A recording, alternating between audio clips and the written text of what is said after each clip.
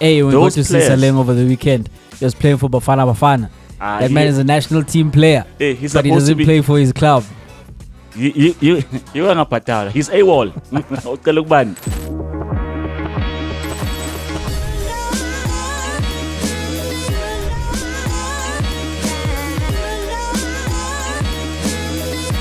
You are back listening, watching Two Up Front. My name is Jay. Whole lot of football ahead on this episode, and I am with Chuck. What up, what up, what up? By myself, I'm good. I'm not going to include any of the teams I support because I thought to myself, on the weekend, it's rare that both disappoint. One has to give me a smile, but by myself, I'm good. And not by myself when you come on here with your mood determined by what happened over the weekend, like taking those L's. But we'll get to both of those teams.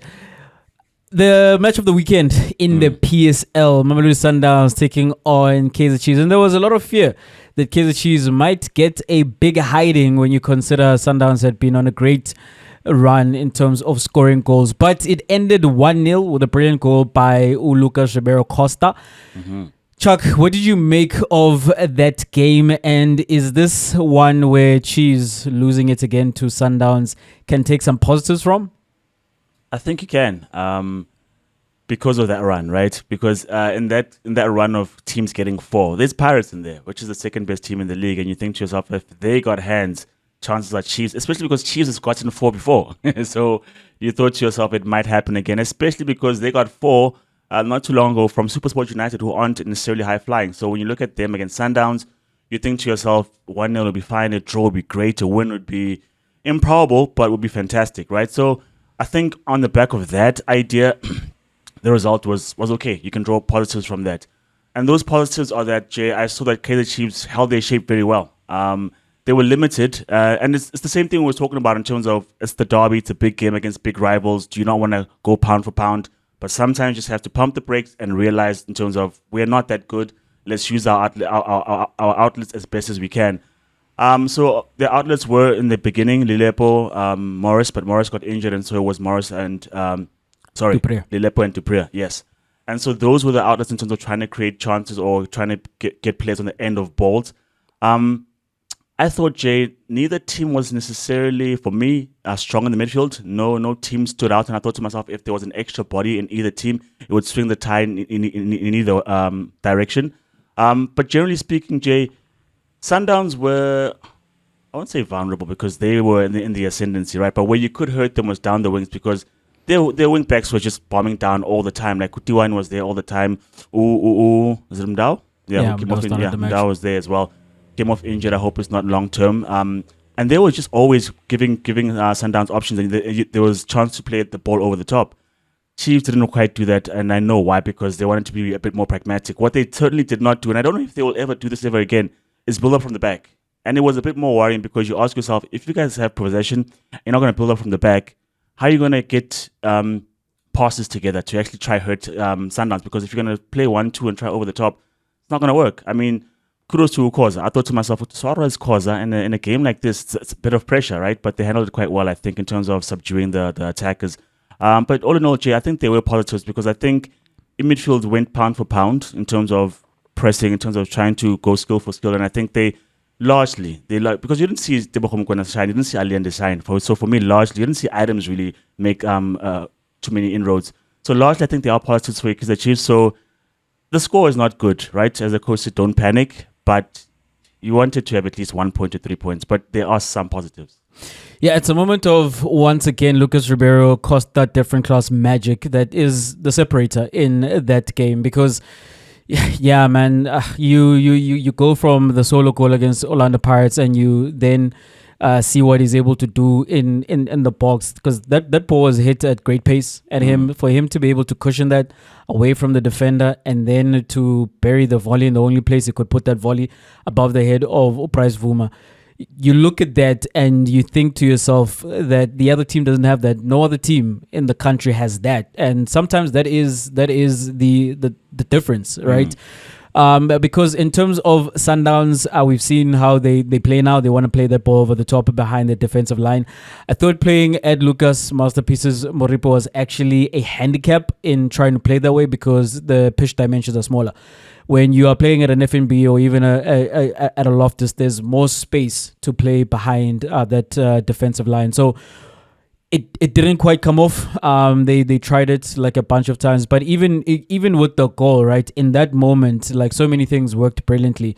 In terms of Thulani, he invites the press from the right back of Rosla, which then there's Ushalile who pulls wide, and those two actions bring Miguel out of his centre back position, and there's that gaping hole which then is filled by Urenas, and then the cross and the goal. But largely, Chuck, Sundowns didn't create all that many chances, you know. Yeah. And the thing about them playing this way, this Mamelodi Sundowns, is that when it comes off, right, it's bombs over Baghdad. That it's an avalanche of chances that they create, and your goal is under siege for the entirety of the game. When it doesn't quite come off, it looks a little ugly. Because it's just the team hoofing balls forward. That's what it looks like, and losing those balls. And as a result, on the other side, about Kaizer Chiefs, I was impressed by Kaizer Chiefs because even in the from the back, right, that defensive line it stood firm for the majority of that game. Those balls that were coming, that aerial attack that was coming at them, they were cleaning up everything. Miguel and Totli are like pretty tall centre backs, and then when you add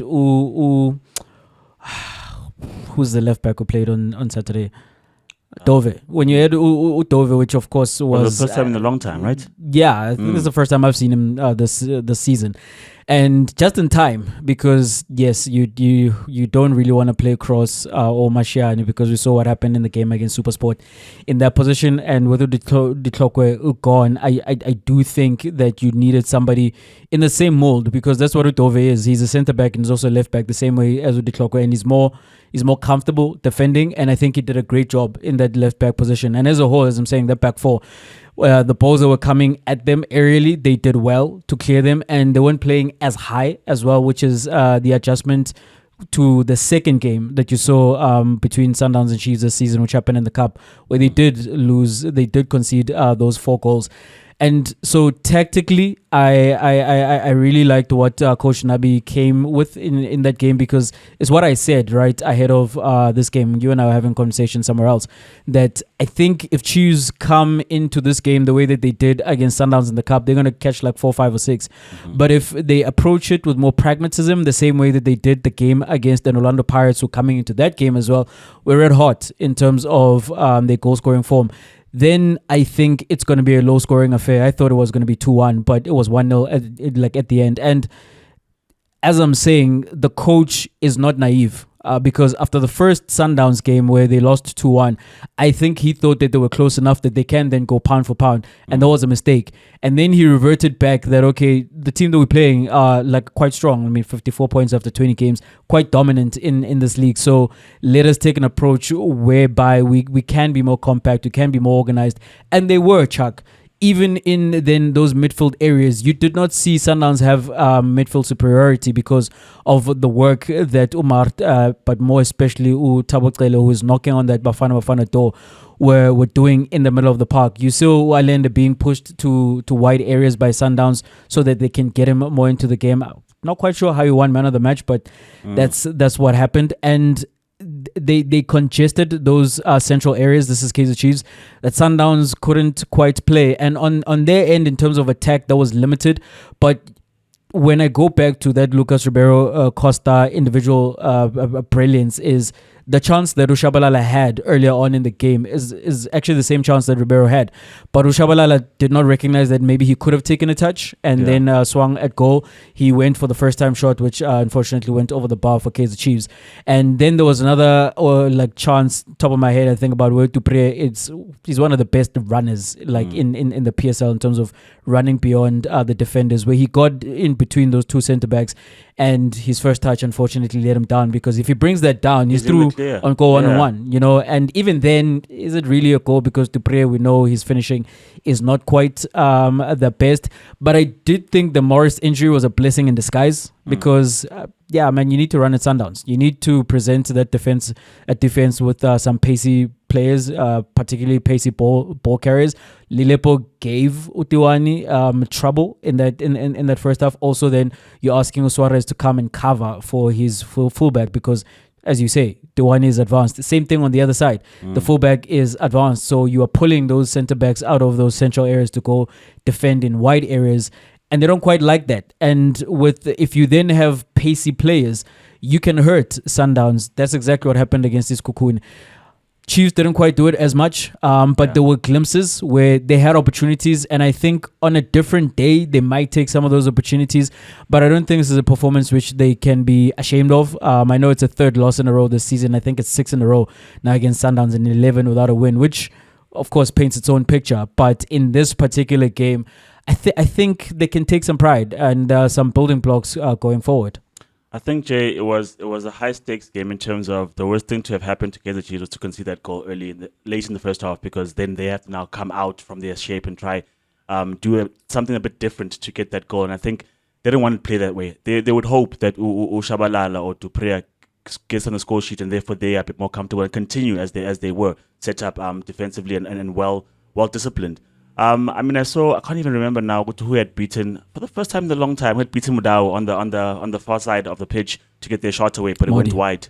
Was that not Modi? Modi, yeah. But the shot was left a lot to be desired because it wasn't even coming close to the far post. But that was decent from him, right? And it's in those moments, Jay, where you want your attackers to shine because move on valid, right? Because here's the thing, because as the commentator says, the highest scoring team against the one that concedes the most teams, and the most goals. So you're expecting there to be goals, but this time Chiefs was just disciplined.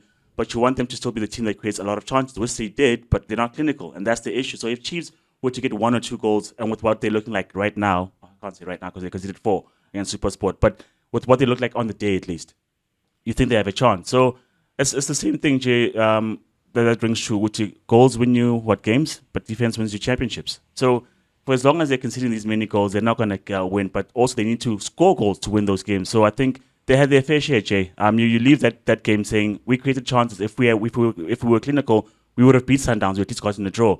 So it's those things that are still need to be fixed. I think one omission that's missing for Chiefs that's clear is Sereno, because Sereno takes the responsibility. He takes the onus. He wants to make those plays. So I think Chiefs can take positives in terms of there was no Sereno, but they still look decent. I like Sundowns' options on the bench in terms of, because we keep talking about depth. They buy everyone. They've got everyone. Because for me, early in the first half, when I saw Tiwani in those advanced areas, I was like, if that was Mudiba, that would have been a goal. He would have done something more creative. They missed Mudiba on the weekend. Yeah? They did miss Mudiba on the weekend. Yeah, but up until the goal. Because that pass was excellent. I was like, I've got nothing more to say, right? Because you did just enough. Because, yeah, he had a rough time. I think he was better equipped to deal with Ulilep than Mudiba. I think defensively, he's a better option. But because of where they found themselves on the pitch, high up, maybe you want Mudiba on the pitch. But Jay, that goal was excellent, man. In terms of how Sharila pulls the defender, and Reynolds, the speed and the presence of mind to then pick up his head and play that pass, and then obviously the finish is you just respect that. I mean, there's not much to say because the touch is superb, the hit is superb, and you're like, that guy again, But I think all in all, Jay, there are positives for Chiefs. Sundowns keep on motoring, keep on cruising, and yeah, I said to you that in the gauntlet of TS Galaxy's Cocoon and Kaizer Chiefs, they're going to drop at least 1 point, 9 points on the board. So, hey. And here you find yourself a Sundowns 54 points after 20 games, which is a ridiculous amount. I believe the 2007-2008 league title, or 06 or 07, one of those SuperSport. Wait, you said 54? Yeah, 54. And it was still to win the league now, 60 points. Yeah. Two more when Sundowns find themselves in a position where they'll have a total that a majority of teams have gotten to in the 30-game era and won the PSL title. So the levels just keep on increasing. And that gap has increased, Chuck. It is, as it stands right now, 18 points. Following Orlando Pirates having lost over the weekend against a Marumo Gallants team that they beat 8-1 in the reverse fixture in December. What happened in that game, and is the league title gone for Amapagania? I might be oversimplifying the response, but what happened in that game is that there was no Tito. And Pirates get into these moments where they're just passing the ball and they hope there's an opening that'll happen. But if the team is disciplined, there are no openings. Therefore, then they're stuck. Because if you think about it, Rele is a good player, but he's not a selfish player. Nkota is a good player. Lamine is a good player, but they're not selfish players. But what we have, also, there's no Saleng. Players who carry the ball and you're like, you should have passed, or you're trying to do too much. Hey, when we got to see Saleng over the weekend, he was playing for Bafana. That man is a national team player, hey, he's but he doesn't play for his club. You are not patara. He's AWOL. Does Iron Chuk know? No, but we needed such players, Jay, who take the onus and the responsibility to create something. You need a bit of magic sometimes when you're deadlocked. Because to be honest, the entire team, I can't look at a Paris player and say, they're all bad, but this guy, Sean, I'm struggling to do that, to be honest with you. And so you needed someone who's going to not necessarily take the game by the scruff of the neck, but take a moment, take a chance and convert or create something for us. And I think in that game, that was sorely missed. And then in the comedy of errors for the 2 goals, because the second one, obviously, from the heading displays of Sibis and not tracking down their man to Thulani Serero, then scoring that own goal. The first goal, I think, also was comical defending because you can't just let a cross drop. You don't let it drop. You're supposed to get to it first by your head. If not that, whatever body part you can get to it. And so we didn't do that. And so Mahango takes a touch. A great touch from Mahango, though. And then I don't know how much of it he knew about it, or how much of it he meant, but it was a great touch from Mahango. Yeah, and then the finish. Space. It was. But I mean, I looked at that game and I was like, even if that game went 220 minutes, we weren't going to find anything because we didn't show up on the day. And that's the pressure of the league, Jay. That's the pressure of trying to catch up with Sundowns, especially because, as we said, by the time Sundowns is done and they've got their 3 points, it's now 18 points gap that you got to cover. And it's, whether we say it or not, it is mind games. It is heavy. It is daunting to then say, oh, after we get 3 points, it's only 15 more to go. It's a lot with the number of games that you have to play, the number of days that are available, and the pressure because Pirates have not been. I think that's why, Jay. Which as much as we win the MTN8, we win the Nedbank Cup, we were never in Africa as deep as we are. And this is the best run we've put up in terms of a defense against Sundowns' is title charge. So after all, I think people get tired, people run out of ideas, and so you need everyone to fire. You fire on all cylinders. We weren't on the day, and maybe also shout out to Gallants. They showed up and they did just enough to win. It was not spectacular football from either side, but they did just enough to win. By the way, do you think Kabadinho is his actual name? Because this is something like Emakasi referred to someone who's got some gravitas of like Abu Kabadinho. Like do you think Kabadinho is his actual name? I think so because that term is actually Kabadia. Oh, it's so Kabadia. Maybe Kabadia. Because every time it's like Kabadinho. Also because Inobu Portuguese, Brazilian, it's like, and you play football, like is Kabadinho like a nickname or I need to meet him in person and ask him actually. But Chuck, well, on the Pirates are concerned, I actually thought Pirates were like unfortunate because you think so? I was not happy the entire time I watched that game. Yeah, none of the Pirates fans were. Like I was following that match as well from on Twitter, and yeah, man, Pirates fans. I don't know, like passionate, maybe like is what I want to say. Hard to please. As well, but also I get it, right? There's been such a long distance between like winning Premier League titles, and that's the golden chalice. That's the one that Pirates won. Even though Pirates have been winning cup competitions, which broke the drought and has been great, and they are back as one of the absolute big teams in this country. There is a fixation on the league title, not only because there's a drought on their end, but like there's just one team that is now on course to win it 8 times in a row. And you mean to tell me we've got no fight? So that comes across from the Pirates fans. But what also comes across when you say like Tito was missing, there are 2 different camps where Tito is concerned with Pirates fans. And I don't know if I've ever seen such like points of departure over a key member of the team, like a star player and a player just period. Because on the one hand, there's the opinion and the sentiments that you bring across that Tito was missing. On the other hand, someone said this and there was a response from a Pirates fan which is, well, he was there in the other 2 games that we lost and we lost them anyway, you know? And yeah, Tito, as I'm saying, he's such a divisive figure amongst like some Pirates fans. Me from the outside looking at, I don't quite know why. I honestly do think like there's no dynasty without Tito. There's no cup dynasty. Everything that's happened under Rivero, the most important member of that has been Tito, in my opinion. That's just my opinion. I think in the first go round with the MTN8 and it was Saleh. In the second season, definitely Tito. So when you put it together, so the dynasty, yes, okay, you can pick apart like the different tournaments, right, and say, well, this guy here. But if I collectively and I aggregate the importance to the Rivero era, I'd say Tito is the face of that. You know, from the point of view in terms of how he plays, like. No one stands in the middle of the park and picks the passes that he picks. Like, as I said, like when he does his tricks and he's pulling the ball back and like he literally, if you look at him, he scans the field. And what tends to happen next to that, like it's a pass that gets the team going forward. And then he's collecting from his defenders.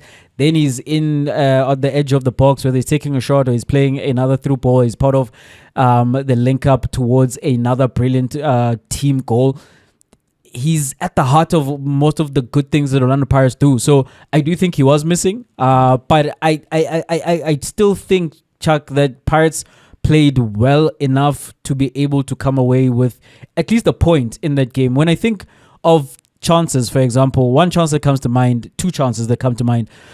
Really deciding not to hit the ball with his left foot, but wanting to bring it back on his right. It's like, you have a left foot, forever. Use it, you know? And then he was closed down by the time he brought it back to his right foot. And I think it was Rele as well who took the shot, which almost ended in another brilliant team goal, where it circulates amongst the players and then it ends up, I think it's Rele, in the box on the left-hand side, and he hits the keeper. He hits the ball straight at the keeper, you know?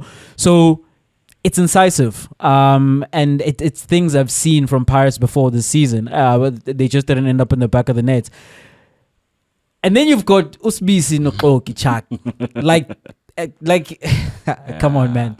One of them can be calamitous in that situation, and then another one clean up for them. Both of them at the same time. Like, they miss headers, they miss tackles.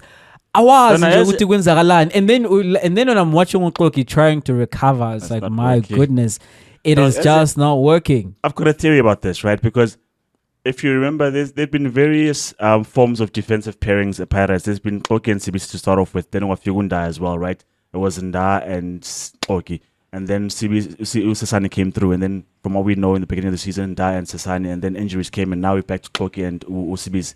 I think when they played initially, right, Ukloki as the captain is a senior figure in the defense, and I think there are certain relational dynamics in terms of he's the commander and you're listening to him.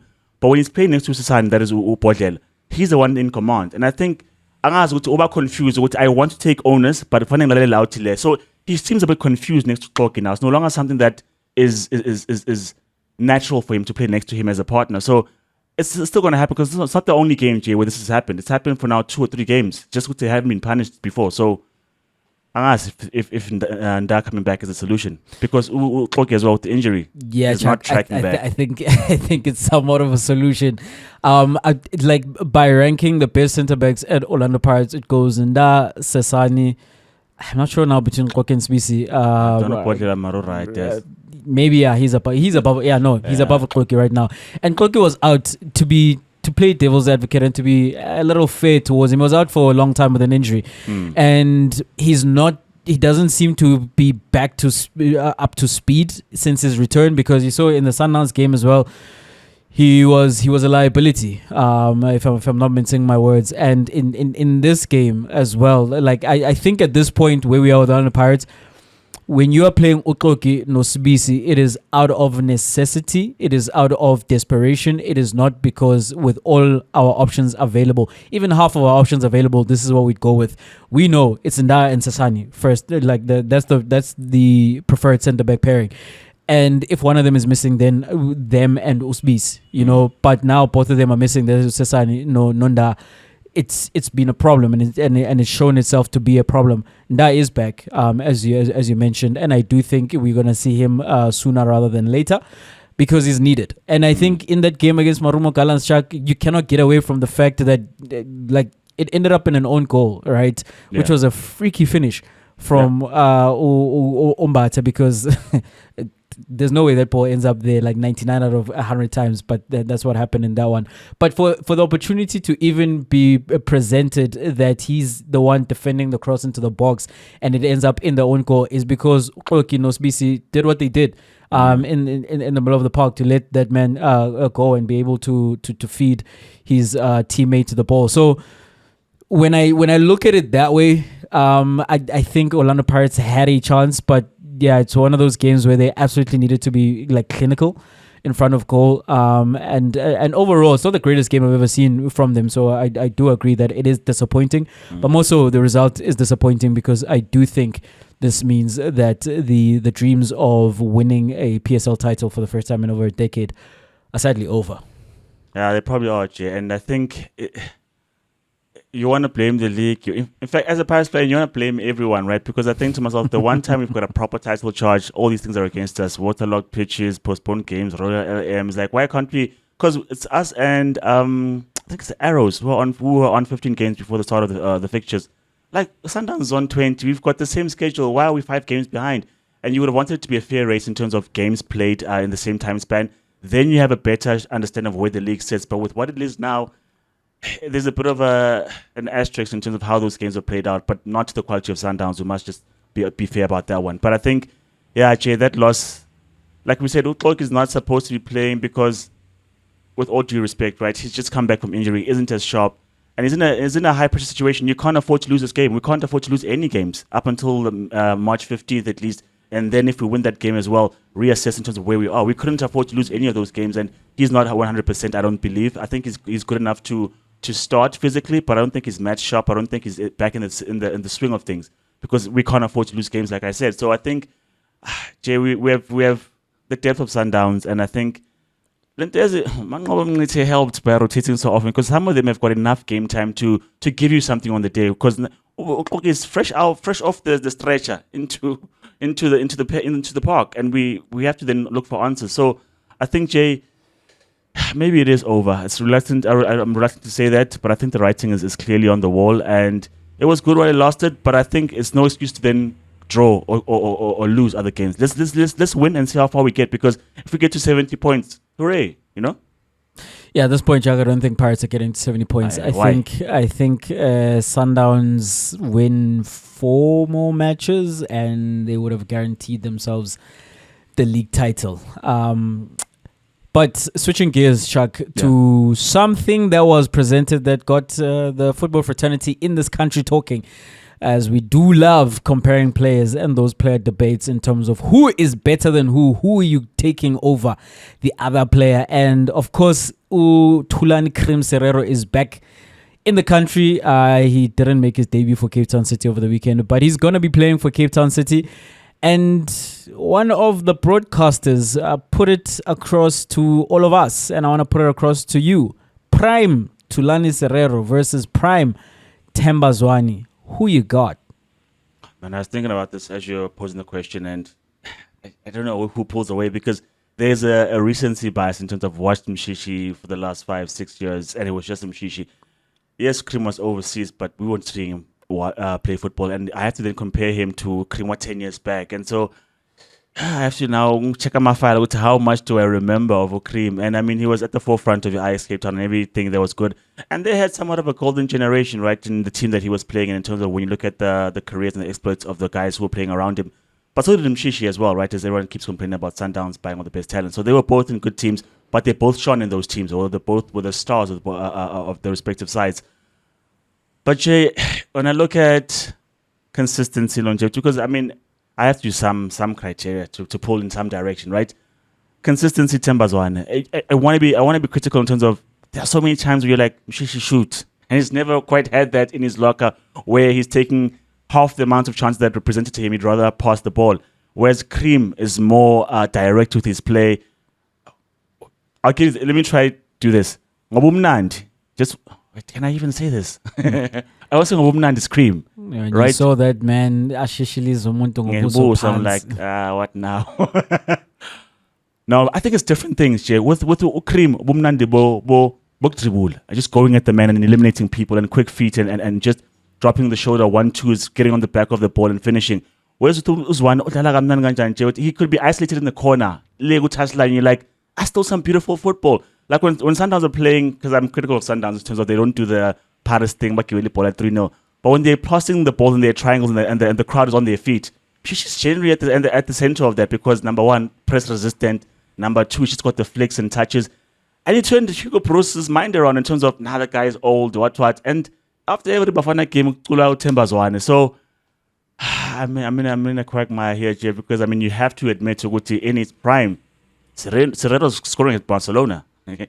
Serero is a star player at Ajax, not part of it, not a squad player, one of the stars at Ajax Amsterdam. So, man, what do I say? Because also Mangcabanga is Bafana career. Themba Zwane has a better Bafana career than Serero. He does. But I don't want to just bring it to what let me just choose Mshishi. If I change my mind, I'm choosing Mshishi. So, in my opinion, Themba Zwane is the greatest PSL player of all time when you consider his own talent and his displays, the level which he reached as an individual, but also the fact that he's been part of the absolute greatest dynasty South African football has ever seen, at least in the league. And that's why I think Themba Zwane is the PSL GOAT. When you ask me who is the greatest PSL player of all time, my answer is Themba Zwane. And then when you consider Themba Zwane and his exploits with Bafana, it came on a little later, most recently. Yeah. And he's now up to 50 caps beyond for Bafana. And the thing is, for even over a decade, I'd probably say, like, there aren't many Bafana careers where it's like, it's a great legacy. I said this to you, that I don't think you can put anyone in the all-time Bafana 11 who's not part of that 1996 team, because what have you actually done? Like put your AFCON medal on the table. But Themba Zwane was part of the group and was a major part of that squad that went to the semi-finals most recently under Hugo Broos, and he has become so vital to Bafana that when he went down with that injury, we, along with Coach Broos, were asking the question, who is going to come in for him? And Broos is on the record in terms of how vital Themba Zwane has become for him. And Cream doesn't have anything approaching that in terms of his time with Bafana. He also doesn't have anything truly approaching what Themba Zwane has done in the PSL. Mm-hmm. But he didn't spend all that time in the PSL. By the time he was, 21, he was gone to go play overseas. And that is not something that has ever truly happened for Themba Zwane, where... And even Chuck, at his absolute pomp, right? Like when he was very clearly player of the season, like the best player in the country, this is Themba Zwane. You didn't quite hear chats around, maybe he should go overseas. With Ukrim, immediately you saw it, you knew it. And the team that he was part of when he was playing in the PSL, Ajax Cape Town, that almost won a league title, those were kids that he was playing with, and amongst the kids, he was very clearly like the best one of them all. You put Cream in these Sundowns teams, like you would have been speaking about him the same way you speak about Themba Zwane, and even beyond, I do believe. And there's a reason he ended up at Ajax Amsterdam. There's a reason he spent all that time overseas. And when I speak about like his time with Bafana, think about the fact that something I said earlier in our conversation, that Thabo Cele is knocking on the door of Bafana. And I think if he continues performing this way to close out the season and then to start next season, and Chiefs are even better than what they are right now, I think you could see Thabo Cele at the AFCON in December, especially also when you consider that the spot next to Umkwena might be a little up for grabs, But it took Thabo Cele coming back to the PSL, playing for Kaizer Chiefs, for the conversation around him and his national career being something that is up for discussion, where, he's on the brink of making the national team. It's not as if Thabo Cele suddenly became this player now playing under Unabi for Kaizer Chiefs. He always was this guy, but we didn't see him. And it feels as if, and when I say we, I'm not just talking about like fans, right? It feels as if you don't play in the PSL or in England or whatever the case may be, you kind of fall through the cracks with regards to making the national team. So I don't put that solely on Thulani Serero because especially since he's moved to the Middle East, I don't know what he's looked like while playing there, and it feels as if even the people who select national players don't quite mind those players who are in those leagues, because if you're not in a league where they can readily see you, it feels like then you need to be in the PSL in order to be considered for Bafana.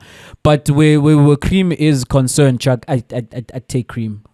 Just based on like the heights I saw both of them reach. I think Cream was at a higher level at that point where he left South African shores. I still take Cream. I mean, I want to go back to a point that you make, and I'm just trying to see where Cream lands on this one, right? Because I do believe you're right in some form, in terms of there are players who out of mind, out of sight. They're playing wherever. We don't know how well they're doing. But then there's also then a Dean Furman. Who's Dean Furman? Someone was spotting Dean Furman. Who's Lebo Mutiwa? And then they come. Like I didn't know who these guys were until they donned the Bafana shirt. Then you find out where they're playing. So how do you think that's happened? Where there are players who we don't know what they're doing? How? Because I think there was still interest when you were still around Ajax and European leagues, and then when you went to Saudi, I think then it was definitely on some. We don't care what happens with him. What do you think that's down to? I think it's assigning resources, because in order to see those players, you have to go watch them. Yeah. It's not like French league or even the Dutch league, where it's not Premier League, where it's everywhere, but you can more easily access those games.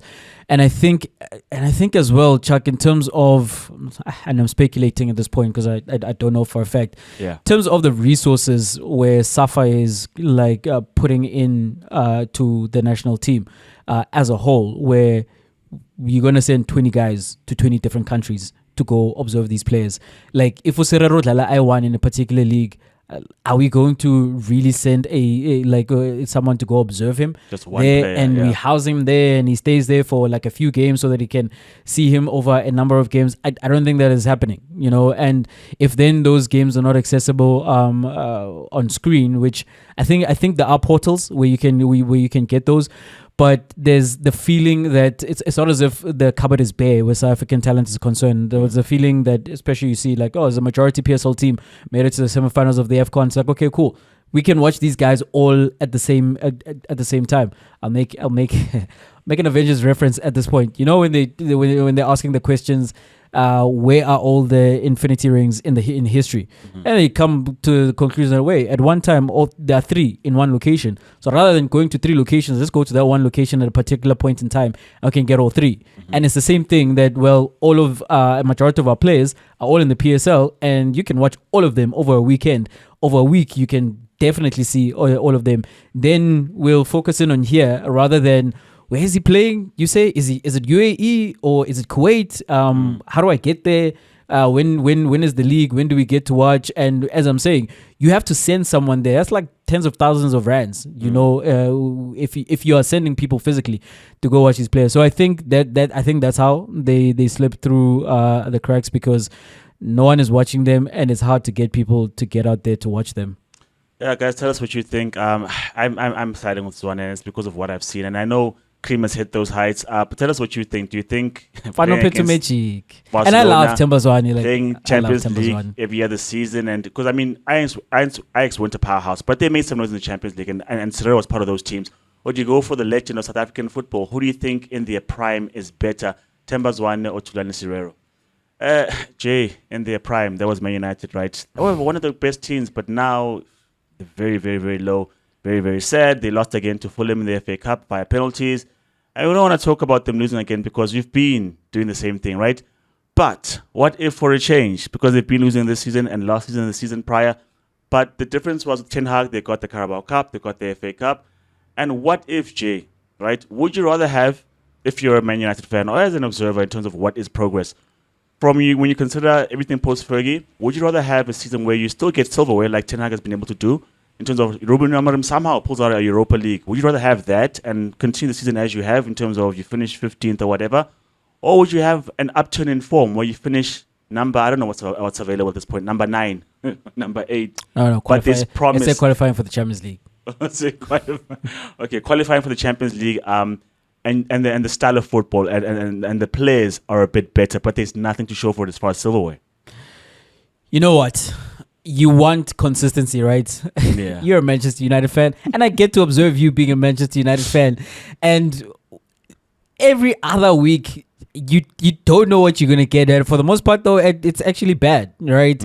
And you wanna have a sense of confidence going into match days that, okay, this one is a banker. You can't be going into a game against Ipswich are we going to lose this at home? Like is there a chance that we lose this and it's a thriller? That's how you win it. And then when you look at the games prior to that, like you've lost 4 in a row or whatever the case may be, and when you languishing in 13th, 14th, 15th on the log, that is not progress, right? That definitely does not look like progress.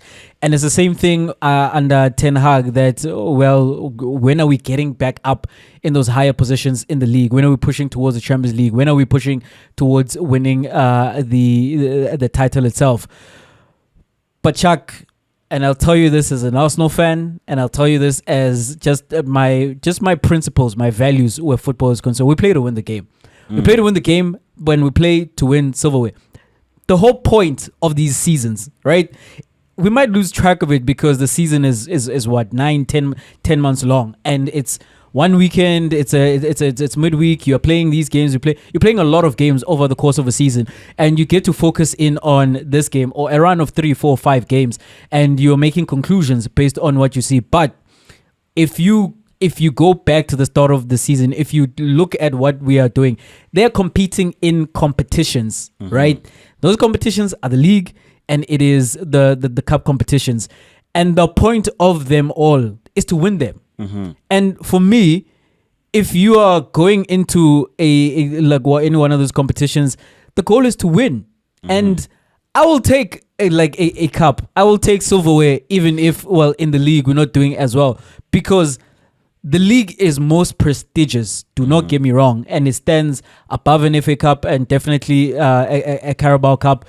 It is debatable where it stands in relation to the Champions League, but you don't imagine that you're going to be struggling in your league and then win the Champions League, although Liverpool did that once upon a time. But they were in 5th place, not in 15th in that 04-05 season when they won the Champions League. But the league is another competition because the actual narrative is that we are struggling in this competition.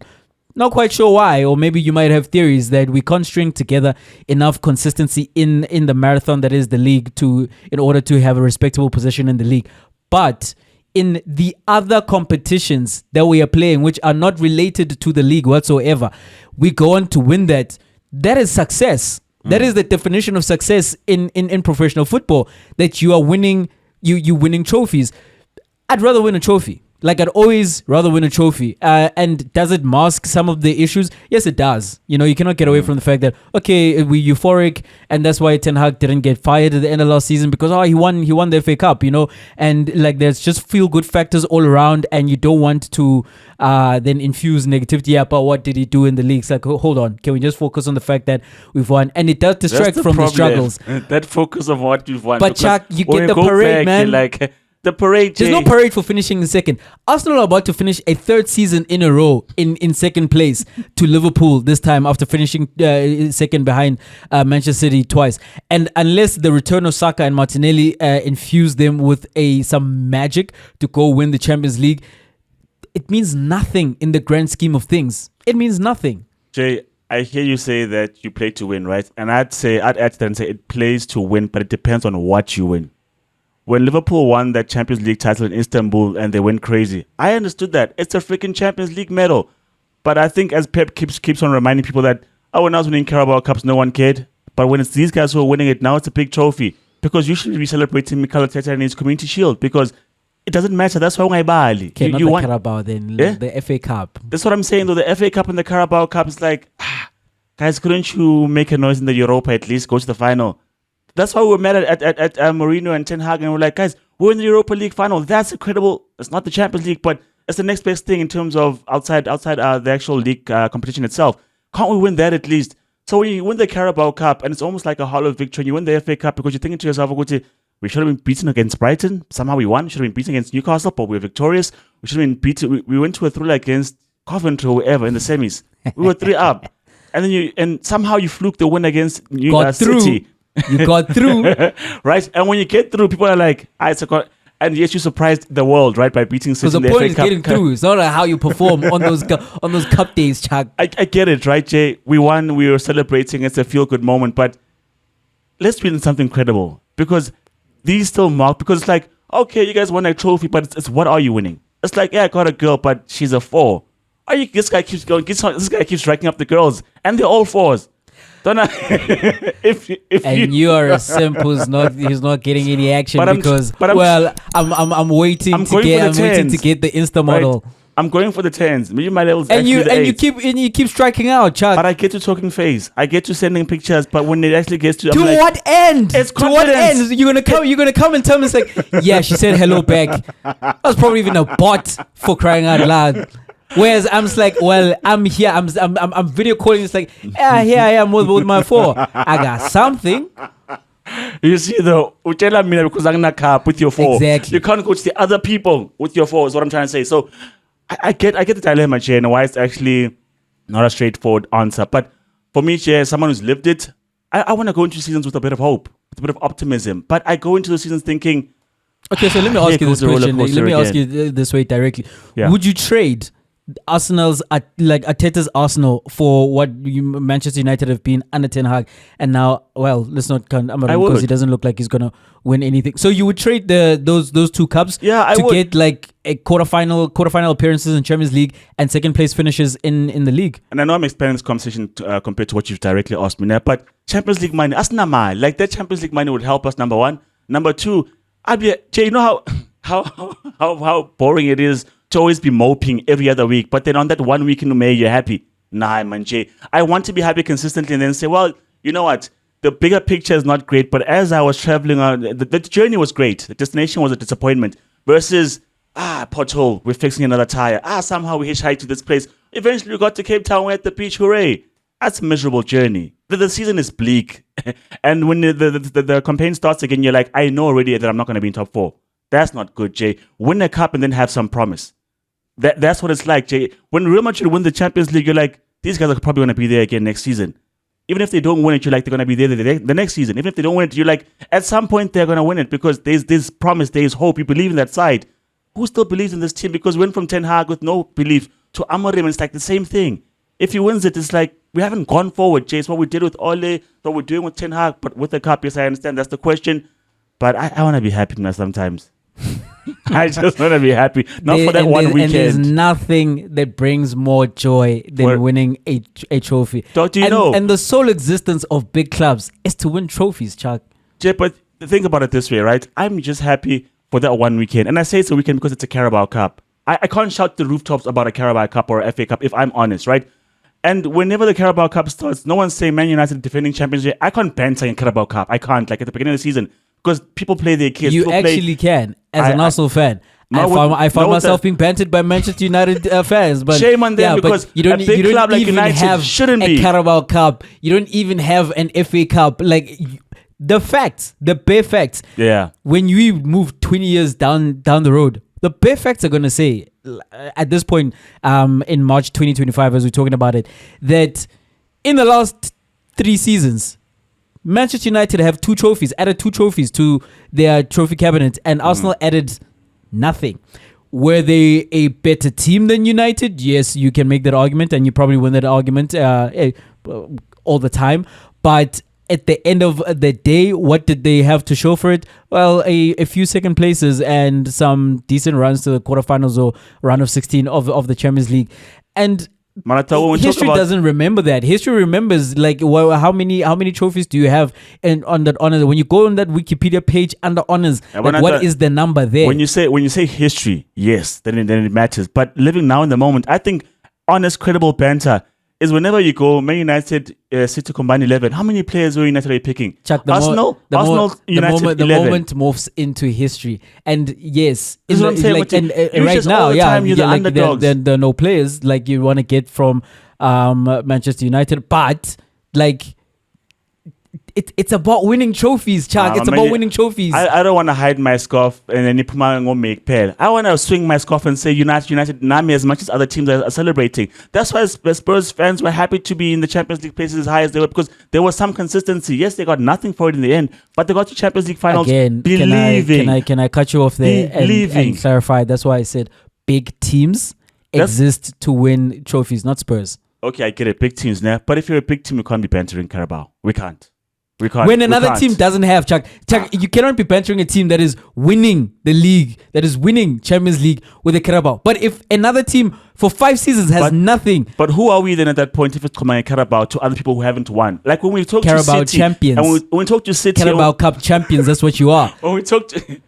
Mikel Arteta, do you know the shame? And we talk to Liverpool. Do you know the shame that came over Arsenal fans when Mikel Arteta had the gall to correct the journalist who said he's only won 1 trophy with Arsenal, and then he decided to include the Community Shield trophies?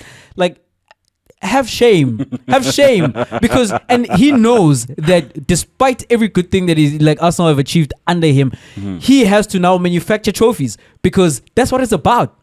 That is what it's about. Listen, it's not to say that it's ideal, right? Of course, it's not ideal. You wanna have a good team, and not, as you say, like fluke your way to a trophy. But if what is happening is the one team, as I'm saying, is just a good team that gets in high positions, high finishes in the league, but never wins the league. As well, the Champions League gets to the quarterfinals, but never goes on to win the Champions League itself. What's the point of it all?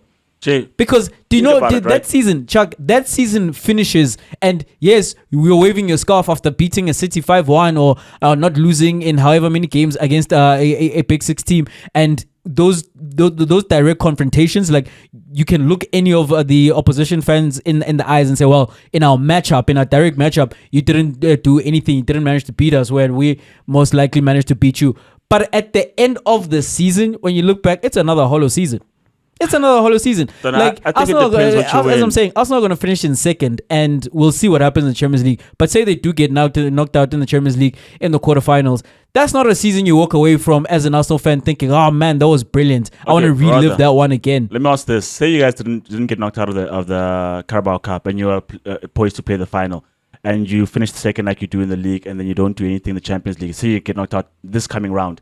Are you happy with that? Can you then say, I was second and I got a Carabao Cup? Does that automatically make it a better season versus finishing second, maybe getting to the semis of the Champions League? Is that season not the same? It's better, Chuck. It's not great. Listen, it's not like, man, it's a historic season like the double winning seasons.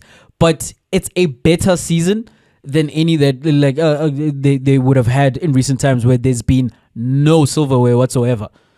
To close out, we can't play for progress as itself, man. But I think... Okay, yes, that as an idea, that's fine, right? But I think as it was in the semi-finals, if it was Brighton versus Newcastle, if those guys get that trophy, hence Moses was crazy. What's that Conference League? Because they are West Ham. If it was Newcastle versus Brighton and one of them wins the Carabao Cup, they can shout on the rooftops and have a parade. Not Arsenal. I'm not saying Liverpool. I'm not saying gone. I'm not saying gone like you've won the Champions League. Like no, you still get a parade. That's what I'm saying. What I'm saying is it's not a big thing for a big club that title. It is a bigger thing than not winning anything at all. It is. Yeah, you cannot get away from the fact that silverware of any kind, City not with that. Community You're not Shield, bantering Liverpool actual with silverware that. of any kind is better than just high finishes in the league where you've got nothing. You know they what don't that even is? give out silver medals in the league, Chad. Jay, you know what that is? That's just bantering Spurs because they win jack. That's the only people you can look at and say, how do you have this? Because you can't bring that to City. And Spurs can look at Arsenal fans and say, well, in the past 5 seasons, you and ourselves have the same number of medals and same number of trophies. Now with confidence, they'll be delusional. It's a fact, though. It's a fact, but now with confidence because they are where United are. Except for the fact that United have an FA Cup and the Carabao Cup in the last 3 seasons. So not quite where United are. You see, that creates a gap, Chuck. It does create a gap. It's about winning those that silverware. Alright, guys, tell us what you think. Would you rather have a Carabao or FA Cup? Would you want to have second place over the course of 3 seasons, maybe 2 seasons? What do you think is the better attempt? So, Chuck, in the boxing, we saw Gervonta Tank Davis take on Roach. Roach, right? And it was controversial. It ended in a draw.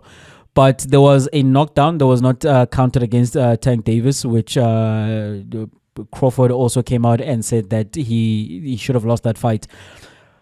When you look back at the fight, you look back at the controversy. Should it have been registered as a knockdown, and as a result, should the fight have had gone to Roach? Yeah, I think if Tank was dominant, then it doesn't matter whether you call it a knockdown or not, because he was winning on points. But the fact that the fight was that close, you look at that moment, you're like, that's the difference altogether. If that's counted as a 10-8 round, Roach wins that fight. So I think, Jay, it does warrant the noise, number one, because it's weird behavior, because he takes a punch, right? He evades a couple. He looks fine for all intents and purposes. He's still in the fight. He's not groggy. He's not dazed. He's fine. But then takes a knee for Lord knows what we don't know. And then he goes to his corner, has his head out the ropes. They wipe his face, and then he's back in the fight again. Like, dude, what was that? Like, what are we waiting for? What's happened to you? And he says he was wiping some hair grease off his brow. Yes. Hair grease, round number 9. That man said that hair grease got into his eyes. And he also said that he lost track of the rounds because there were no ring girls. Gervonta Tank Davis, that dude was my guy, Chuck. But after that, nah, man. No ways. I mean, think about it. This is boxing, right? Sweat gets into your eye. Blood gets into your eye. These are things that happen to the fight. And then hair grease is what stops you. And you touch the ground. The rules are if a knee or a glove touches the ground, it's a knockdown. So as Crawford was referring to, watch the Mayweather fight, I forget against who, when he takes a knockdown because he hurt his hand, I think it's his left hand, he takes a knee. The ref counts to 8. It's an 8 count because it's a knockdown. So for me, Jay, I think that was controversial. Because since when do you do whatever you want in the ring? And as the referee, where's the authority? Where's the enforcing of the rules? So, man, if the fight is as close as it was, because everyone expected Tank to get an easy payday to beat Roach. It didn't happen. Roach was there with him. Yes, Tank was not as active. He didn't perform as he does vintagely or what we've come to know of him. But that's also because Roach came to the party as well and gave as good as he got. So if the judges don't know how to split them, it was that round number 9. The referee does the right thing. Roach gets the upset. But he didn't get the upset. And yeah, it's one that doesn't register as an L on the record of Gervonta Davis. But where Gervonta Davis is concerned, Chuck, especially, right, and we keep speaking about the fact that we've seen so many super fights. Like, boxing is on the forefront of world sport at the moment because of Riyadh season, what is happening over there. But Gervonta Davis has not been in that circle. He's not there. Also, then been in conversations beyond maybe the boxing fraternity. Mm-hmm. Do you think he's lost some appeal in terms of his mainstream appeal? And this fight only goes to strengthen that position or weaken his position in the eyes of maybe more of the layman who is watching boxing for those super fights. Yeah, definitely the layman, Jay. Obviously, he'll have his camp always riding with him. People who are fans of Tank always come out and watch his fights. But when you think about the belts and what's at stake there, you're like, dude, we have Better Beer and Bivol out there putting belts on the line, putting their records on the line, and both of them have both lost in both those encounters. But what we saw was good boxing. Those guys are not afraid for the desire of a great legacy. And here he is hand-picking fighters and stuff like that. Fine, Shakur Stevenson picked Schofield, right? Who is a prospect, but I don't know if he's necessarily at that level. He was willing to throw down with Schofield Guriat season. That didn't happen. And you're like, Tank, you're doing your own thing in Las Vegas or New York. And like, the big fights are happening in Riyadh, or rather, the big fights are being put together. We're getting to see great fights. I mean, apart from him versus Garcia, who else has he really fought? We were waiting for him against Lomachenko or Haney, or at least keep forgetting Teofimo Lopez. We're waiting to see one of those things happen, but we're not seeing them, or even Shakur Stevenson. And time is not necessarily on his side. I think he's 29, if not 30 already, and we want to see great fights. I mean, if hair grease was your excuse this time, you don't have many other excuses when you're 35 and you have to fight Shakur Stevenson. It's going to be arthritis, man. So, I mean, Jay, in terms of the layman, yeah, you do get... We will forget about him because there are exciting fighters, Jay. Even if guys who are not necessarily A-list, but because of where they are, the card that they find themselves on, what they're fighting for, and who they're willing to go up against, we're willing to see those fights because I didn't wake up for Tank versus Roach. So we're going to go highlight because Tank handpicked another opponent. After a while, you get tired of these things. I mean, he's not Mayweather. I mean, with Mayweather, as we said, as much as he's not as exciting as Pacquiao, we wanted to see his go, right? And he was the best defensive boxer. With Tank, yes, he's always still there, one of the good boxers as well, but the attraction is not as big as Mayweather. So I don't think he should live Mayweather life if he's not quite Mayweather. So I think, yeah, like me personally, I don't quite have the clamoring to watch Tank fight unless it's a credible name. It needs to be mano a mano. You're at the top of the mountain. You need to get other giants. You can't then say, lawyer, like, see that guy, not him. Get another star. Yeah, Chuck, and that's why it was my boy, right? Because my ultimate boy is Floyd Mayweather, and that was the association. And it's like, okay, this is the next man up, and not quite. I mean, it's not as if like Mayweather absolutely fought everybody, and that's just like the Pacquiao thing, which only happened at the end. But Mayweather did fight some dudes, right? You think of the British. The British dude. I'll tell you now. I think Lieutenant Mapai. Yes. I'll tell you. Let me think. But also he fought the Golden Boy, and he did fight. He also fought Marquez. He fought Pacquiao at the end as well. Whereas there isn't that with Tank, and I think at this point, like Tank's career is forgettable, very honestly. And as a group, him, Haney, Shakur Stevenson, because they tend to find themselves in their conversations and they talk about each other, and like it's a bygone era because we are now in the Riyadh era. It's a bygone era in boxing where it's like it's hypotheticals and you guys are putting these narratives out there, and who doesn't want to fight this, that, and the other. It's like, well, it kind of feels like all those excuses have been taken off the table because of where we find ourselves in this day and age, right? And I think if they don't get it going, they are going to be forgettable. Like at the end, we finally did get to see Wilder, Joshua, Tyson Fury, and then Usyk came in as a wild card and just absolutely obliterated that whole thing. But we did get to see some of those guys in the ring together. But because of how results went, we didn't get to see all of them fight against one another. But this is where that group is, right? And it, in your mind, it gets you excited in terms of what it could be. But the more the years pass and we don't see those fights, I mean, the biggest of those fights we saw was what, Haney and Lomachenko, and Lomachenko won that fight, by the way. And then we saw Haney against Garcia, and then of course what came out with where Garcia is concerned. Yeah, it's like that's not a credible victory by Garcia anymore.